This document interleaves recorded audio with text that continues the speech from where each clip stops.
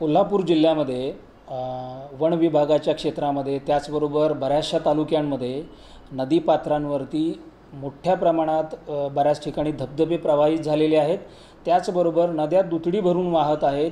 धरण क्षेत्रामध्येही सर्व वातावरण आल्हाददायक असल्यामुळे वर्षा सहलीसाठी येणाऱ्या लोकांची संख्या प्रचंड वाढताना दिसत आहे।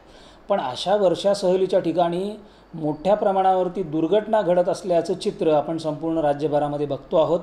कोल्हापूर जिल्ह्याचा विचार करता 2 दिवसापूर्वी काळमवाडी धरण क्षेत्रामध्ये नदीपात्रात शेजारच्या कर्नाटक राज्यातून आलेल्या पर्यटकांपैकी 2 पर्यटकांचा बुडून मृत्यू झालेला आहे।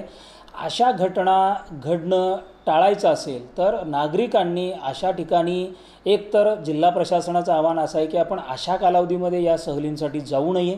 अगदीच आपल्याला जाणं क्रमप्राप्त असेल तर अशा ठिकाणी गेल्यानंतर स्वतःसोबतच आपल्यासोबत येणाऱ्या कुटुंबातील लोकांची, आपल्या मित्रपरिवाराची जीवाची काळजी आपण घेणं अत्यंत आवश्यक आहे।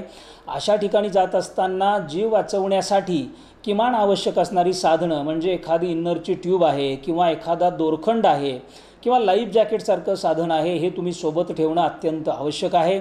अशा ठिकाणी गेल्यानंतर ज्या ठिकाणी पाण्याच्या खोलीचा अंदाज आपल्याला नाही आहे, पाण्याच्या गतीचा अंदाज नाही आहे, त्या ठिकाणी आताताई धाडस दाखवून पाण्यात उतरण्याचा प्रयत्न करू नये। पोहता येत असतानासुद्धा पाण्यात उतरू नये, कारण बऱ्याच वेळेस पोहता न येता पाण्यात उतरलेल्या लोकांचा पाण्यामध्ये बुडून मृत्यू झालेल्या घटना आपल्याकडे घडलेल्या आहेत। जिल्हा प्रशासनाच्या वतीनं आपल्याला नम्र आवाहन करण्यात येत आहे की अशा ठिकाणी आपण जाण्याचं टाळावं आणि आपल्यासोबतच आपल्याबरोबर आलेल्या लोकांची, आपल्या घरच्या लोकांच्या जीवाची आपण काळजी घ्या।